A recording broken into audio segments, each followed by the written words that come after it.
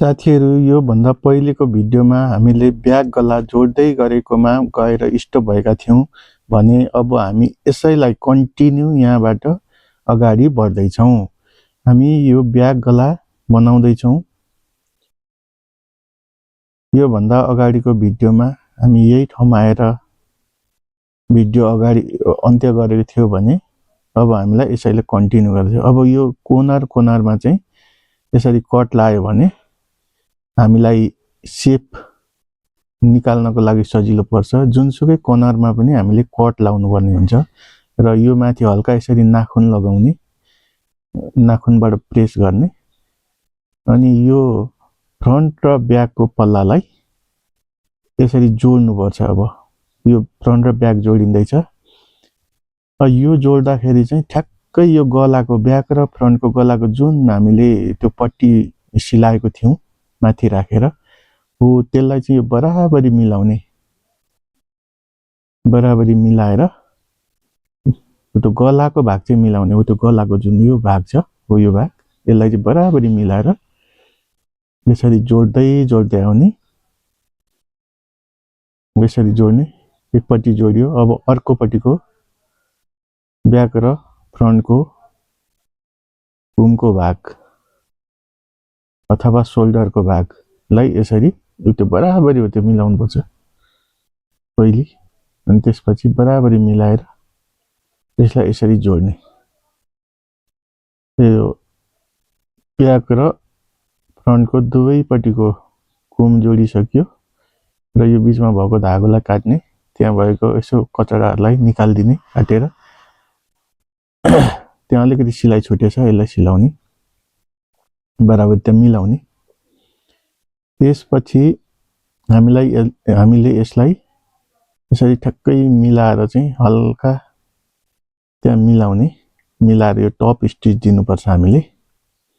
यो टप स्टिचको लागि यो ब्याक साइडबाट, ब्याकको पल्लातिरबाट हामीले ठिक्क मिलाएर त्यसलाई गलाको शेप राम्रो बनाउनको लागि बसाएर यसरी टप स्टिच दिने। यो अघि हामी कोर्नरमा काटेको थियौं त्यसले गर्दा त्यहाँ राम्रो बसेको छ। कोर्नरमा पुगेर यसरी घुम्ने, यसरी घुम्दै हामी आउँदै छौं। यसरी यो कोर्नरमा चाहिँ एकदम ध्यान दिनुपर्छ। ठ्याक्कै कोर्नरमा सुईलाई गाड्ने, यसरी ठ्याक्कै कोर्नरमा गाडेर ठ्याक्कै घुमाउने, घुमाएर अनि फेरि हामी यसरी आउँछौं। यही तरिकाले चाहिँ हामी पहिले टप स्टिच दिन्छौं।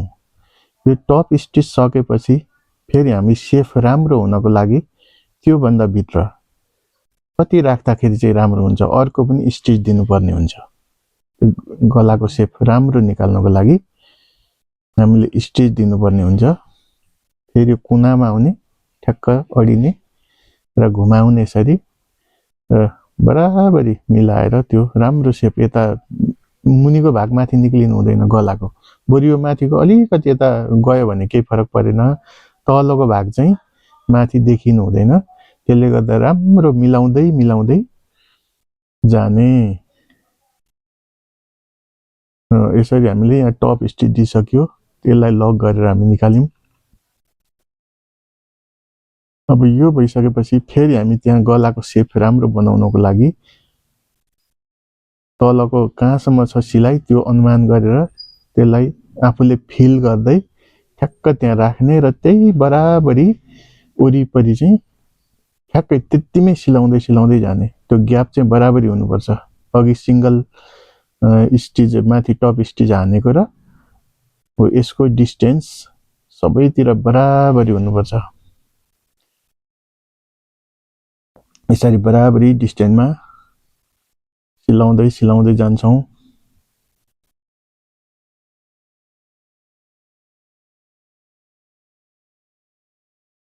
हामी बराबरीमा सिलाइरहेका छौं। यसरी मिलाउँदै जाने। हातले त मिलाएन भने फेरि भरे बिग्रियो भने खोल्नु पर्ने हुन्छ। त्यसले गर्दाखेरि पहिले नै बिस्तारै सावधानीपूर्वक गर्ने। यो भिडियो चाहिँ स्लोमै छ किनभने स्लो हुँदाखेरि चाहिँ सबैले बुझ्न सजिलो हुन्छ। यसरी लक गर्ने। अब हामी निस्किन्छौँ। यसरी निस्किसकेपछि अब हामी कुमको भागलाई बनाउनु पर्ने हुन्छ। यो हेर्नुहोस् यसरी बस्यो, गला राम्रो देखियो नि, सबैतिर बराबरी स्टिच भएको छ त्यहाँनेरि। अब यति भइसक्यो। अब यो गलाको भाग सकिसकेपछि हामी कुमको यो अस्तरलाई चाहिँ जोइन गर्नुपर्ने हुन्छ। त्योभन्दा पहिले जुन कन्दी हामीले जोडेको थियो त्यसलाई चाहिँ हामी ओभरलक गर्छौँ। यसरी ओभरलक गर्छौँ, कन्दीको भागलाई ओभरलक गर्छौँ।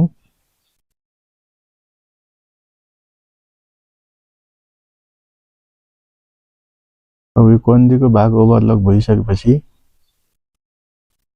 यो अब तलको जुन भित्री हालेको थियौँ हामीले त्यो र माथिको मेन कपडालाई चाहिँ हामी यसरी चाहिँ सरलसँगले दुई पल्लालाई मिलाउँदै एकै ठाउँ एट्याच गर्दैछौँ। त्यसलाई पछि जोड्दाखेरि, पछि त्यहाँ खुम्चाउँदाखेरि नराम्रो नहोस् भन्नको लागि, हामीलाई अप्ठ्यारो नहोस् भन्नको लागि हामी त्यसलाई दुईटैलाई एट्याच गर्दैछौँ। अब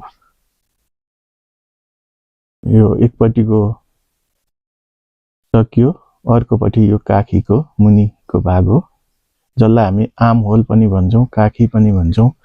त्यो भाग चाहिँ हामी जोड्दैछौँ। मेन पल्ला र तलको भित्री अथवा अस्तर जे भने पनि भयो, त्यसलाई हामीले जोडिसक्यौँ। अब यो जोडिसकेपछि पछि हामीलाई त्यो सिलाउन चाहिँ सजिलो हुन्छ। यो सकेपछि अब हामी के गर्छौँ त भनेर भन्दाखेरि त्यो पहिलेको अब यो ब्याक र फ्रन्टको साइडको भाग हुन्छ नि, जुन साइड जोडिन्छ छेउछेउको दुवैपट्टि, तर त्यो जोड्दाखेरि चाहिँ हामीले यो अस्तर लगाएको हुँदाखेरि यो तलबाट मात्रै सिलायौँ, त्यसलाई आधाबाट भनौँ न, आधाबाट। किन त्यसो गरियो त भन्दाखेरि अस्तर र मेन कपडा माथिबाट अलिकति सँगै सिलाउनु पर्ने हुन्छ, अनि तल चाहिँ अलग अलग सिलाउनु पर्ने हुन्छ। त्यसले गर्दा मेन कपडा पहिले सिलायौँ हामीले त्यहाँ तल। अब यो फेरि मेन कपडा र अस्तरलाई यसरी राखेर हामी त्यो आधीसम्म चाहिँ फेरि सँगै सिलाएर आउँछौँ। त्यसपछि चाहिँ यो मेन कपडा पहिले सिलाइसकेको छ नि, हो त्यसलाई भित्र धकेल्छौँ। भित्र धकेलेर अनि फेरि यो अस्तरको भित्री कपडालाई मात्रै सिलाउन तल आउँछौँ। त्यसले गर्दाखेरि तल चाहिँ हाम्रो छुट्टै हुन्छ, माथि चाहिँ एकै ठाउँ एट्याच हुन्छ। त्यसै गरेर अर्कोपट्टिको साइडमा पनि हामी के गर्छौँ भने तल आधीतिरबाट मात्रै मेन कपडा पहिले सिलाउँछौँ। पहिले मेन कपडा सिलाइयो, अब फेरि चारवटै तलको दुईटा माथिको दुईटा भित्री बाहिर गर्दा चारवटा पल्ला भयो नि त त्यहाँ, हो त्यसलाई अब फेरि बराबरी मिलाउँछौँ। यो चाहिँ साइडको भाग है, यसरी मिलाउँछौँ। मिलाएर चाहिँ अब आधीसम्म चाहिँ चारवटै पल्ला सिलाएर आउँछौँ। अघि हामीले भित्री पल्ला चाहिँ सिलाइसकेको छ नि त त्यहाँ, हो त्यसलाई फेरि उता भित्र पठाउँछौँ। अनि यसो गरेर भित्रीलाई मात्रै सिलाउँछौँ, मेन पल्ला भित्र पठाएर यसलाई मात्रै सिलाउँछौँ। यसो गरिसकेपछि कपडा कम्फर्टेबल हुन्छ लाउनको लागि।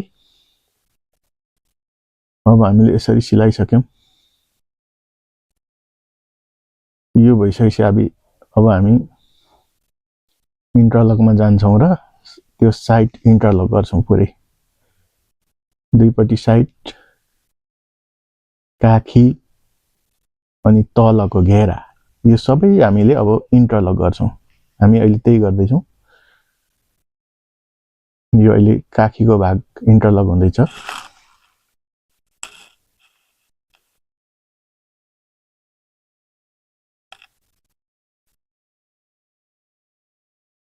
यसरी इन्टरलक, त्यो बढी भएको भागलाई चाहिँ त्यसरी काटिँदैछ त्यहाँ।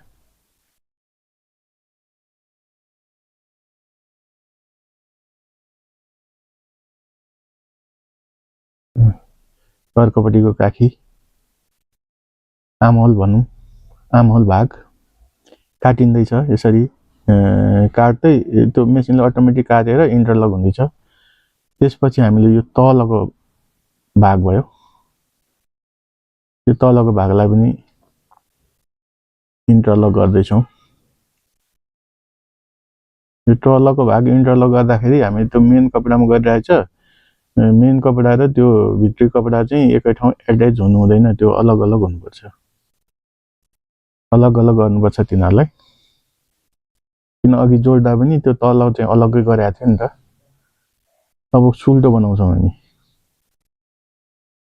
यसरी सुल्टो बनाउँछौँ सुल्टो बनाइसकेपछि जुन अघि हामीले त्यो इन्टरलक गरेको थियो नि काखीको भागहरू हो त्यसमा अब फोल्डिङ त दिनु पर्यो इन्टरलकले मात्रै त भएन नि छेउमा फोल्ड दिनु पर्यो त्यसले गर्दा हामी त्यो फोल्ड गर्दैछौँ अब हामी यसमा बाजु लगाउँदैनौँ बाहुला लगाउँदैनौँ बाहुला नलगाइकन त्यही फोल्ड गरेर स्लिपलेस बनाउँछौँ हामी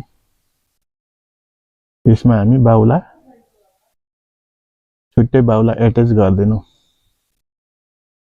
यसरी थोरै फोल्ड गरेर हामीले एकपट्टिको काखीको भागलाई दोबार्यौं